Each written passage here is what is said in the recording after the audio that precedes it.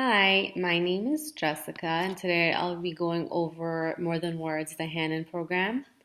This program is for parents of children with autism spectrum disorder or social communication difficulties who are under 6 years of age, and this helps parents to assist their children and to interact and communicate using opportunities that occur naturally in their environment throughout the day, such as daily routines. Children with autism spectrum disorder, also known as ASD, are characterized by having difficulties in social interaction, play, and communication. But not all children who have trouble interacting and communicating with others have ASD. Some children can play with various toys but have difficulties in social interaction and communication. More Than Words is helpful if your child has difficulty paying attention to you, talking to you, giving you eye contact, understanding what you say. So the first thing you want to do is get to know more about your child's communication style. So look at what your child likes and dislikes are. When you know what your child likes, you know what motivates your child to communicate. For example, a child may like a specific toy, and knowing this information can help you communicate with them. So these are good questions to ask so you can learn about their way of communication. For example, you can ask, what toy do you like to play with best? What is your favorite toy? What is your favorite food? What kinds of physical play does your child enjoy? And who does your child like to be with the most?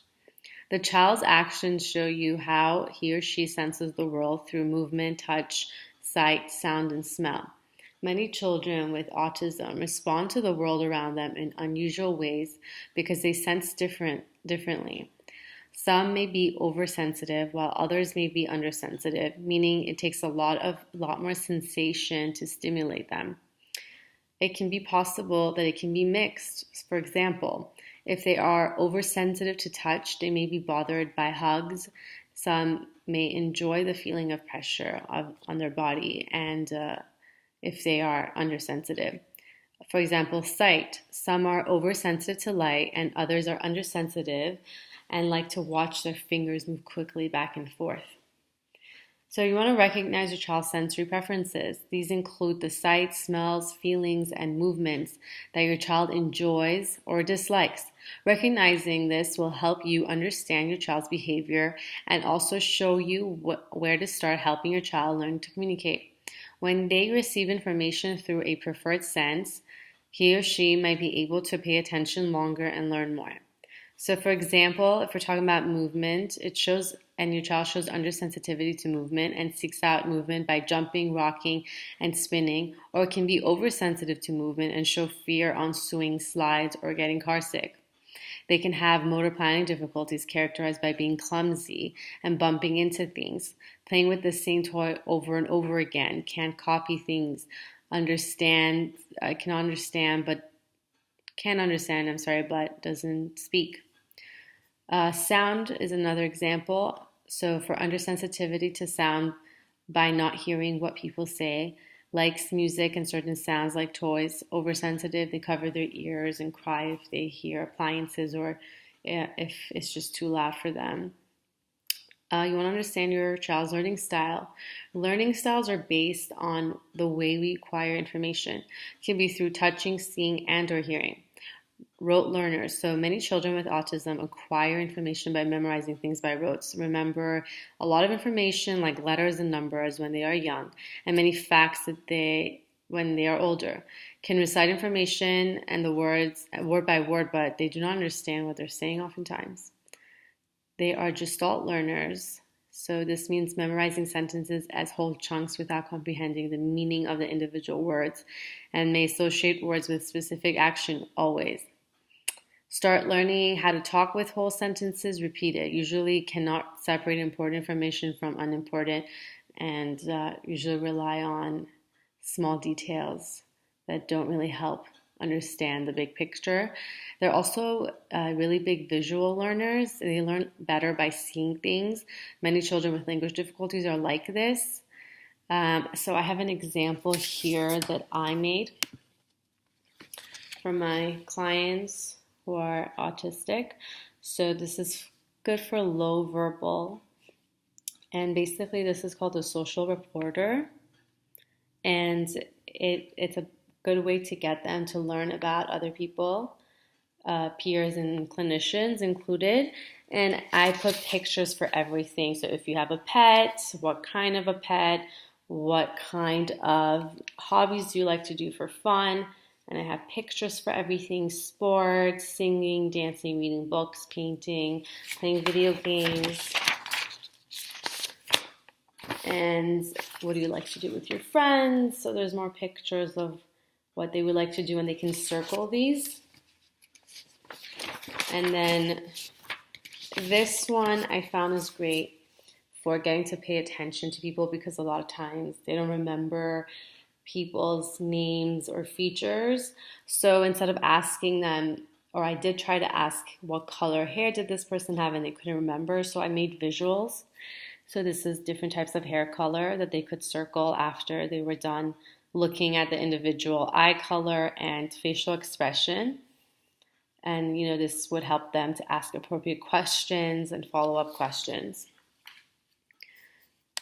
So moving on,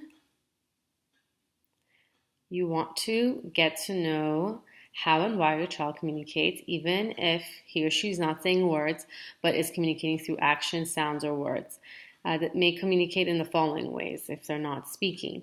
They may cry, they may scream, move their body, gesture, take your hand, make sounds, words, sentences, echolalia. Now, what is echolalia? It's a term used for repetition of people's words, common feature of speech children with autism. Maybe trying to calm themselves or focusing attention on activity or practicing talking. It is a good sign. It's showing that your child's communication is developing. We want to look at your child's look at why your child communicates. So are they protesting, refusing, requesting, greeting, etc.? Know your child's stage of communication. Depends on ability to interact with you, how your child communicates, and why your child communicates, and his understanding. So there are 4 stages. So it's own agenda stage. The first one, child seems to want to play alone and appears uninterested in people around him. Doesn't yet understand that he can affect other people by sending messages directly to them, and rarely understands any words, interacts briefly with people. Then we have the requester stage. This is the beginning when they realize that their actions can have an effect on others, such as pulling or leading allows him to ask you for things he needs or enjoys. The next stage is early communicator stage. So you uses specific gestures, sounds, pictures, or words to ask for things in very motivating situations, like requesting food or toys, which are all of his or her favorites. Social interactions last longer. Figured out he can use the same form of communication consistently in situations, may echo what you do, and take more turns in games and understand simple sentences. The next stage is partner stage. So this is they become a more effective communicator than children at the other stages. Now they can talk and carry on simple conversations. The next stage is helper teacher role. So it helps you identify when to be your child's helper. Oh, I'm sorry. I made a mistake. So next, what you want to do is look at how you affect your child's communication. So these are different ways that we could affect the child's education. The first one is helper teacher role. Helps you identify when to be your child's helper and what you can do to give him the help that he needs. Ask once and wait, then ask again, adding help. Do not disturb rule. Sometimes children don't seem interested in interacting with you and don't demand your attention. Persist in your attempts to join in on what your child is doing. Mover role. All rushed moments you have are times your child can be learning something. Slowing down can help your child. There's the partner role, so you can be his partner in play, and he will learn a lot from being partners with you. Cheerleader role, when you reward your child's attempts to understand and communicate, you increase the likelihood that he or she will try these things again. You want to give descriptive praise and tell them exactly why you're being their cheerleader. So what I want to talk about next is setting goals by using your knowledge about your child. We learned that you look at your child's sensory preferences, learning style, and communication stages, as well as your role in your child's communication. Now you set some realistic goals. So your child will be a successful communicator if you help him or her achieve these four goals. Interact with you and other people, communicate in new ways such as pictures or gestures, communicate for new reasons, understand the connection between what you say and what's happening in this world. The goals depend on your child's present stage of communication. For example, if they are in the own agenda stage, a goal may be teaching your child to take turns using body movement, eye contact, smiling, and sounds in their favorite sensory and physical play, or in the early communication stage.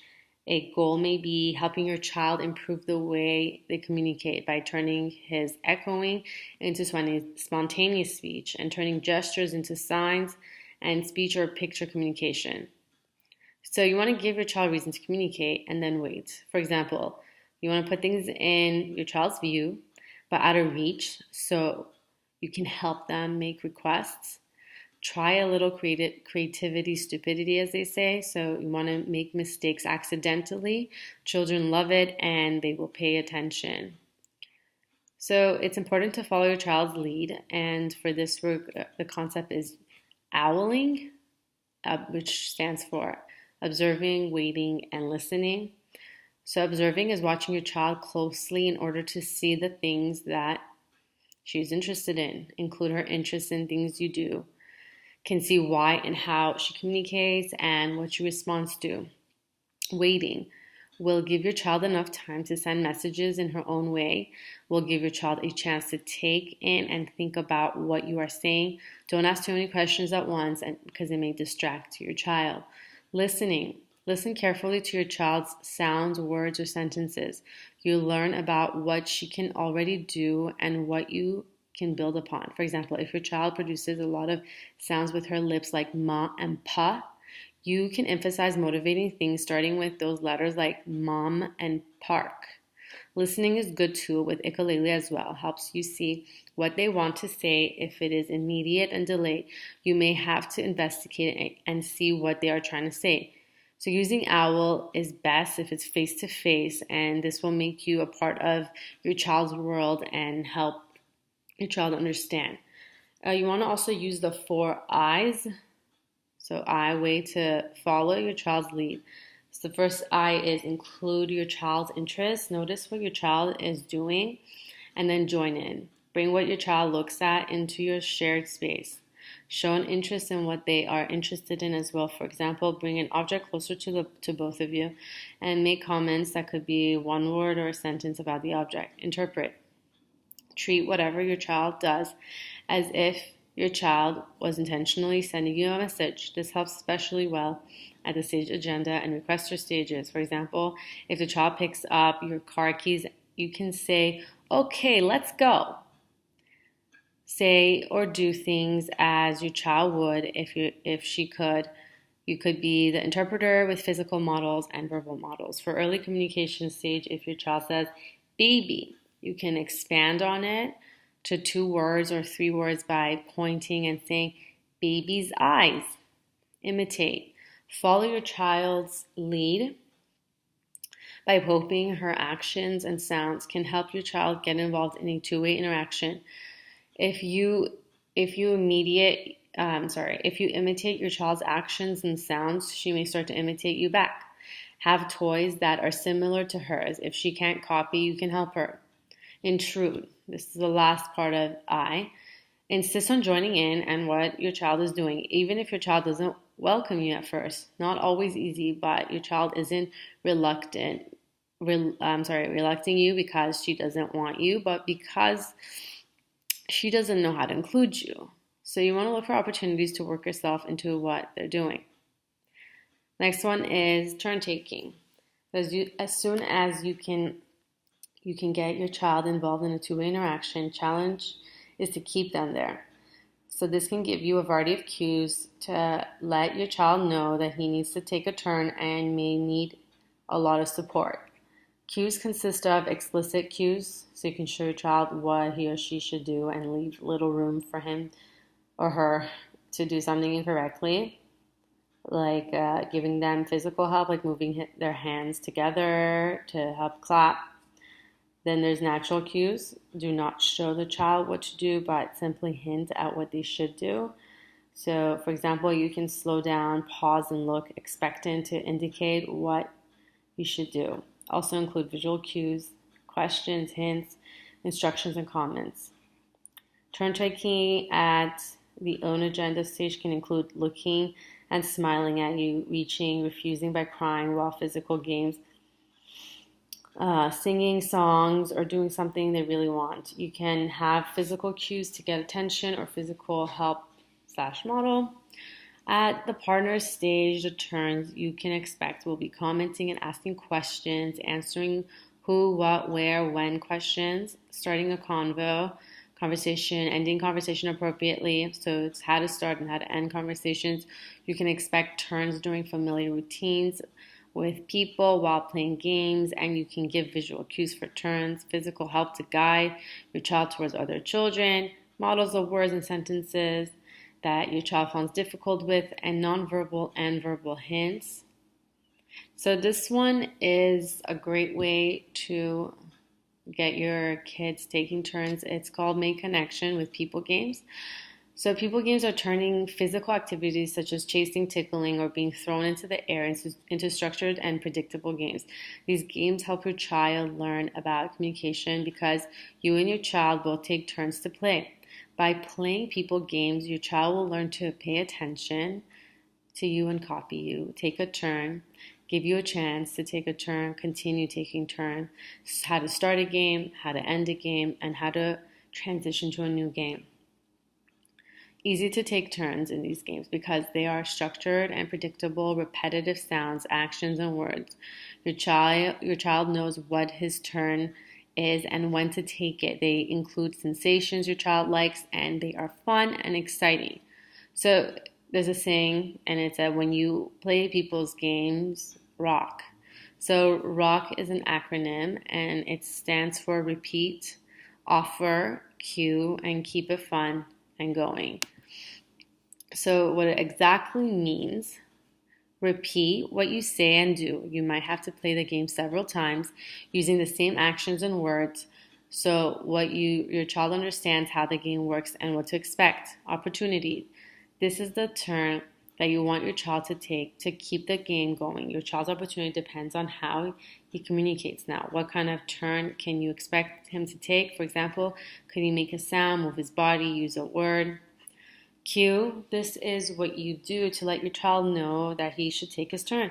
The best kinds of cues are natural ones, such as stopping after you have finished a game and waiting, looking expectant to your child gets the message that he should take a turn. But if he doesn't take his turn, you will need to give him more help, such as showing him what to do by doing it yourself or physically helping your child. And lastly, you always want to keep it going and keep it fun.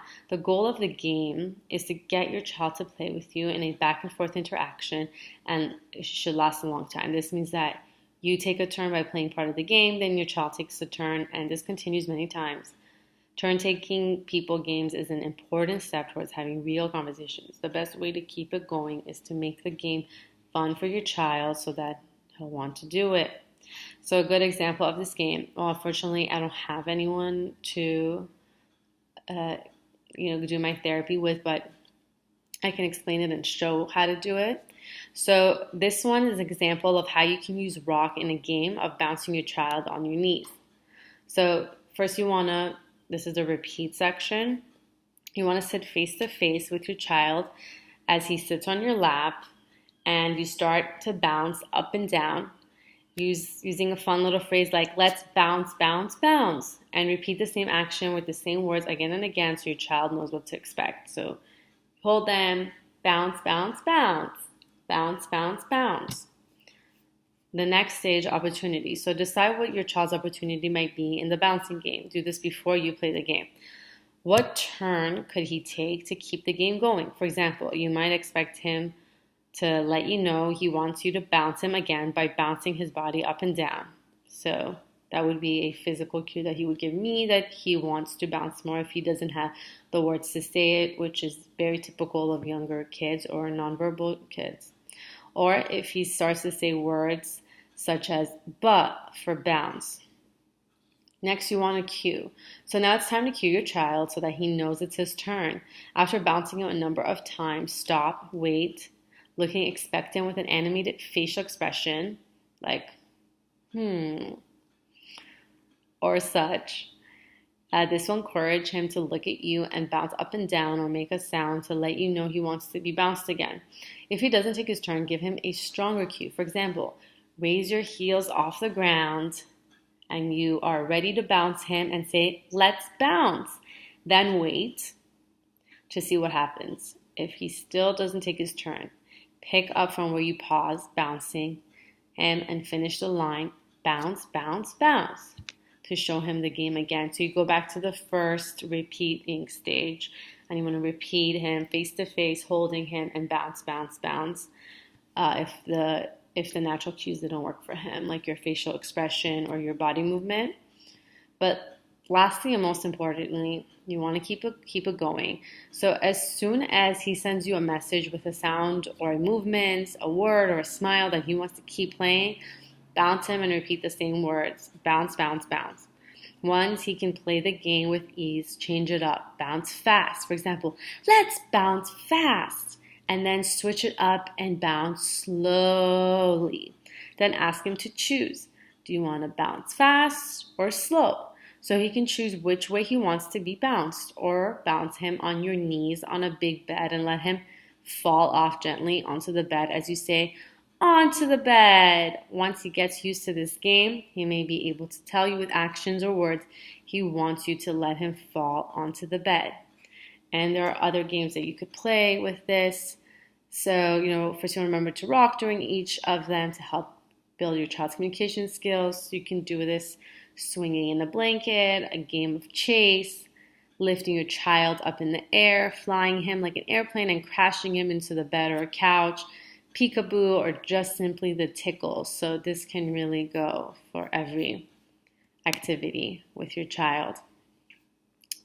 Now, a great thing for this is you can rock in your routine. So every day, during bath time, any sort of opportunity you get.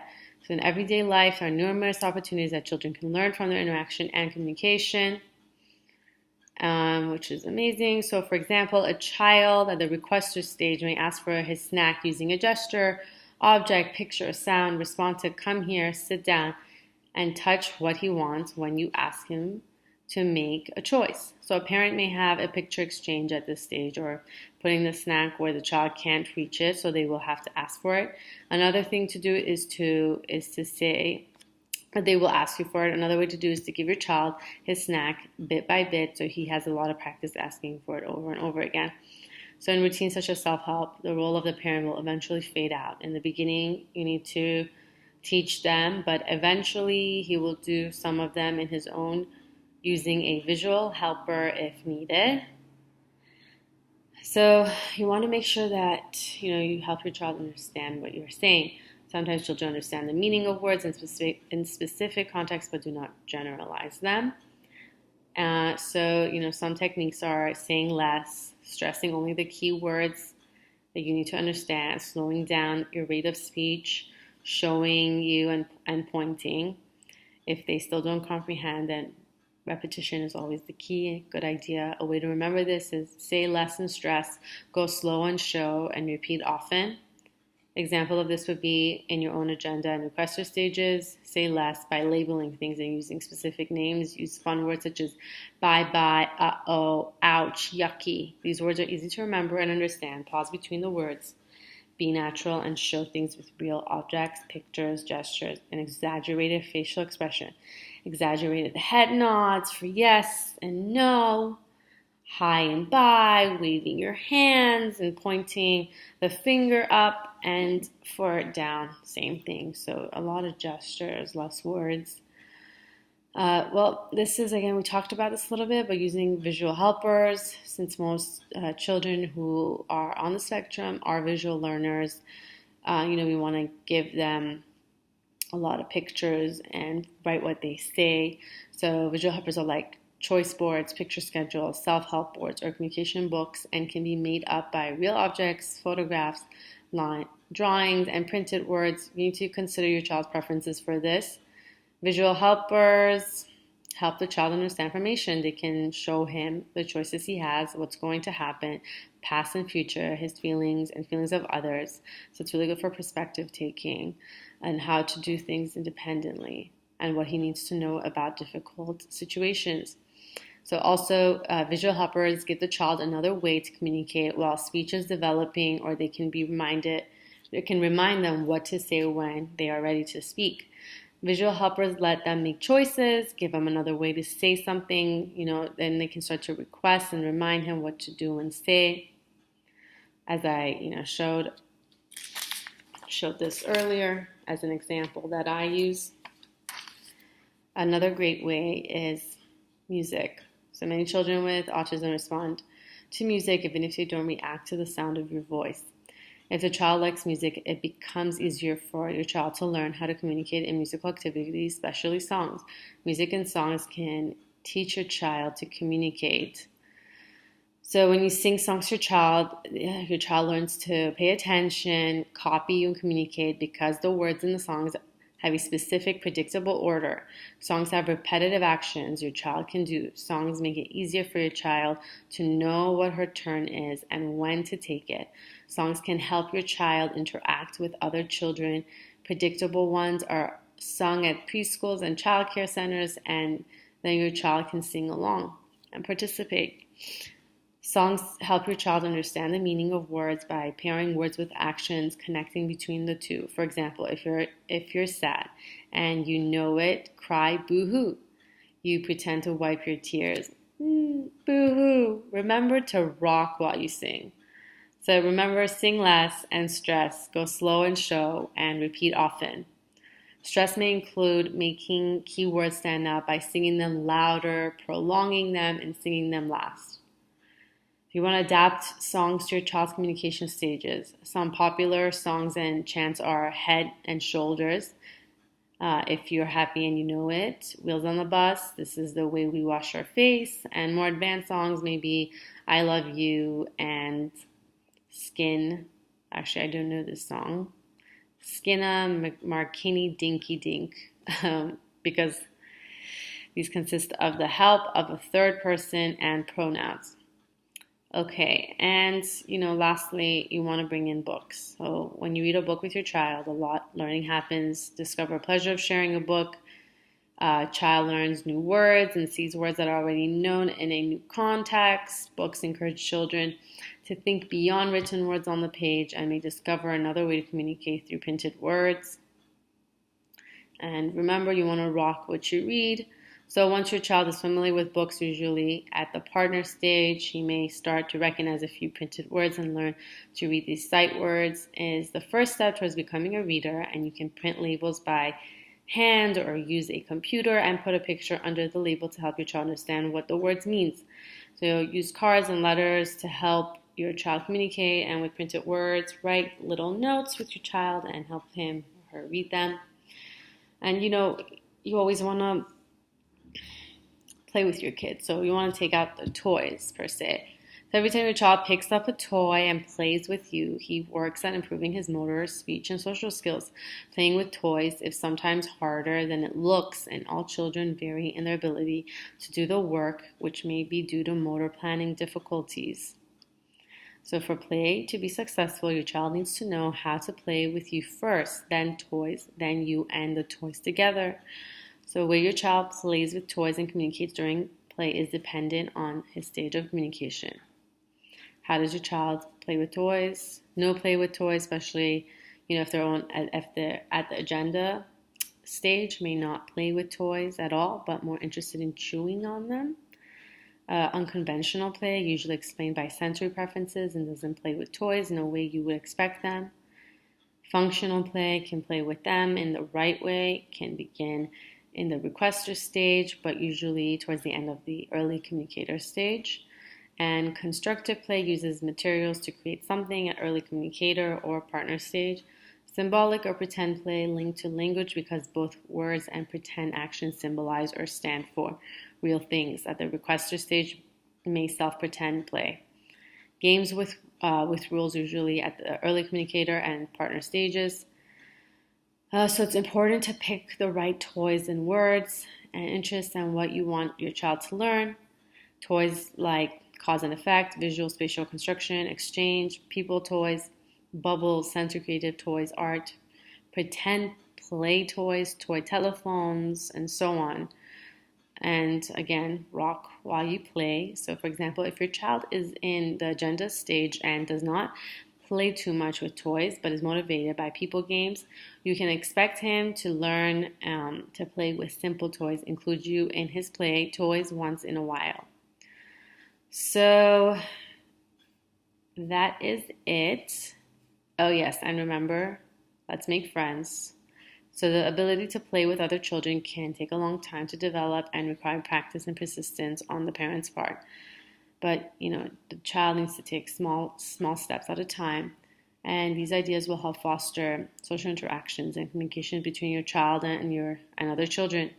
So here are 6 guidelines to help your child make friends. Rehearse the games, songs, and play routines. Find the right friends that your child wants to play with. Make play dates, and they should include structured and non-structured playtime. During non-structured playtime, toys are out and children play with whatever they like. Choose the right toys and activities. These are constructive toys, may encourage collaborative play where your child and friend could finish or produce something together. Coach your child and her playmate. When your child begins to play with another child, stay with them to provide support for both your child and their friend. Try to balance the turns between your child and the playmate. Don't focus only on getting your child to do or say things. Your child has a peer model, which can be more motivating than an adult model. So a technique for early communicator stage is to use collaborative play, such as giving the children a job that they must do together in order to be successful. Like, for example, Dr. Legoff's Lego program. So there is a supplier, there's an engineer and the builder, and they all have to work together and take turns in those different roles to be successful and make whatever they chose to make. So you want to set up joint action routines, including activities like making chocolate milk or instant pudding, where the end results depended on each child's doing his or her job.